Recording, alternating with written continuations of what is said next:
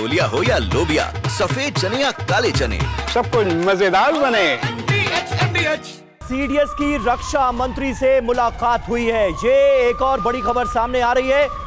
हमने आपको बताया कि रक्षा मंत्री राजनाथ सिंह की प्रधानमंत्री नरेंद्र मोदी से भी मुलाकात होनी है और उससे पहले सीडीएस की रक्षा मंत्री से मुलाकात हुई है। अहम मुलाकातों का सिलसिला, अहम मीटिंग्स का सिलसिला लगातार जारी है। पाकिस्तान के ऊपर सबसे बड़ी स्ट्राइक की गई है और 1971 के बाद ये पहला मौका है जब भारत ने पाकिस्तान के ऊपर किया है हमला।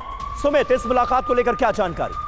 देखिए, बिल्कुल आपको याद है कि थोड़ी देर पहले ही प्रधानमंत्री मोदी से राजनाथ सिंह मिले थे और अब ये लगातार रिव्यू लिया जा रहा है। एनएसए की भी मुलाकात हुई थी प्रधानमंत्री मोदी से और ये सारे रिव्यूज इसलिए लिए जाते हैं कि आप ये देखें कि आखिरकार ऑपरेशंस के बाद आपकी क्या थी, क्योंकि हमेशा काउंटर अटैक आने की पॉसिबिलिटीज होती है, रिटालिएशन आने की पॉसिबिलिटीज होती है, तो उसको लेकर भी आपको तैयार रहना होता है। और अभी इंपॉर्टेंट ये है क्योंकि समीर, क्योंकि चाहे वो सीडीएस हो, तीनों सेनाओं के प्रमुख हो, एनएसए हो, सबका ये कोशिश रहेगी कि अपने एयर मैकेनिज्म को, अपने डिफेंस मैकेनिज्म को पुख्ता किया जाए। और अभी इसी बात का रिव्यू प्रधानमंत्री मोदी भी ले रहे हैं, लगातार वो बातचीत कर रहे हैं, इनसे ग्राउंड रिपोर्ट ले रहे हैं और ये भी रिपोर्ट ले रहे हैं कि आखिरकार जो इंटरनेशनल हमारी जो डिप्लोमेटिक एंगेजमेंट्स हुई होंगी, खासतौर पर कई देशों को हमने बताया, हमने अमेरिका के एनएसए को ये जानकारी दी और दूसरे देशों के एनएसए को जानकारी दी, तो उनका रिस्पांस क्या था, वो लगातार किस तरीके से भारत के सपोर्ट में खड़े, तो ये सारी जानकारियां जो है वो प्रधानमंत्री मोदी को दी जा रही होंगी।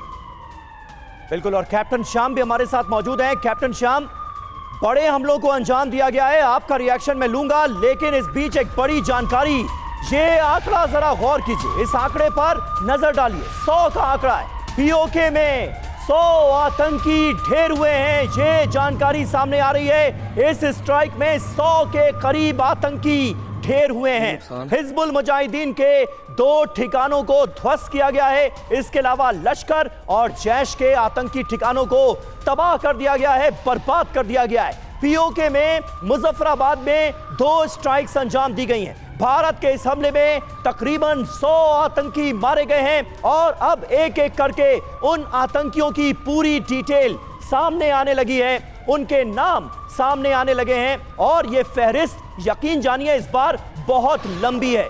कैप्टन श्याम, बहुत तगड़ा जवाब भारत की तरफ। देखिए, कई जगह बारूद, कई जगह उनकी जो स्मेल आ रही है, सबको धुआं धुआं हो रखा है, कई जगह छेद हो गए बिल्डिंग्स के ऊपर, अब उनको बहुत सारी परेशानियां झेलनी पड़ रही हैं। और अब ये भी मालूम है कि वो कह रहे हैं कि अगर आप और नहीं मारोगे तो हम अपनी तरफ से इसको एस्केलेट नहीं करेंगे। मुझे ये भी लगता है कि जहां रशिया, जहां फ्रांस, जहां पर अमेरिका हमारे साथ खड़ा है, चीन का कोई बयान नहीं आ रहा, चीन कुछ कह नहीं रहा, डेप्थ टैपिंग पे उनको पकड़ के रखा हुआ है। और ये छेद पे मुझे वाकया याद आता है कि आज पाकिस्तान को खेद है, आज पाकिस्तान को खेद है कि जिनके तलवे चाटे चीन, आज पाकिस्तान को खेद है कि जिनके तलवे चाटे उसमें भी छेद है।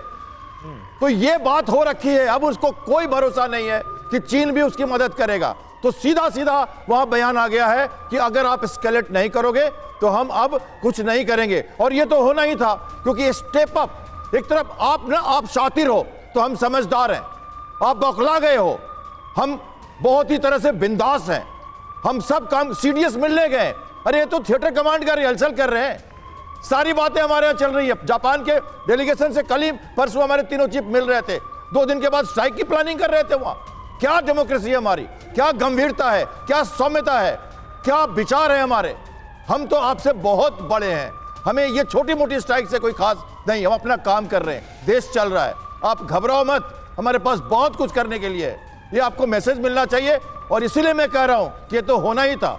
स्टेप्ड अप है सब कुछ, 14-15 दिनों से स्टेपिंग अप चल रही है, बहुत आराम से चल रहा है और मार भी पड़ रही है। और जवाब उनको अब मिल गया कि वो लड़ना नहीं चाहते, ये होना ही था। बिल्कुल बिल्कुल, बहुत जल्दी घुटने टेके हैं पाकिस्तान ने सुमित, लेकिन भारत को सतर्क रहना ही पड़ेगा। पाकिस्तान तो धोखेबाज है, अपनी नीयत से वो बाज नहीं आता, सामने से तो लड़ नहीं सकता, पीठ पर छुरा जरूर घोपेगा। तो क्या भारत को और ज्यादा सतर्क रहने की जरूरत है, क्योंकि आतंकी और सेना तो एक ही है, घात लगाकर हमला करने वाले। देखिए बिल्कुल आपने रवि बिल्कुल ठीक बात कही, क्योंकि करगिल से पहले भी और उसके बाद भी बड़ी मीठी मीठी बातें भारत से की गई थी। यहाँ तक कि पुलवामा से पहले भी पाकिस्तान से इमरान खान बड़ी मीठी मीठी बातें कर रहे थे। तो ये निश्चित तौर पर ऐसी मीठी मीठी बातों या फिर आप कह सकते हैं सरेंडरिंग मोड पाकिस्तान का काफ़ी नहीं है। भारत को पता है कि पाकिस्तान जैसे ही मौका मिलेगा रिटेलिएशन जरूर करेगा। पाकिस्तान जरूर कोई ना कोई कोशिश करेगा कि दोबारा से अपने आतंकी समूहों को रिवाइव कर सके, अपने इन टेररिस्ट ऑर्गेनाइजेशंस को रिवाइव कर सके। तो लेकिन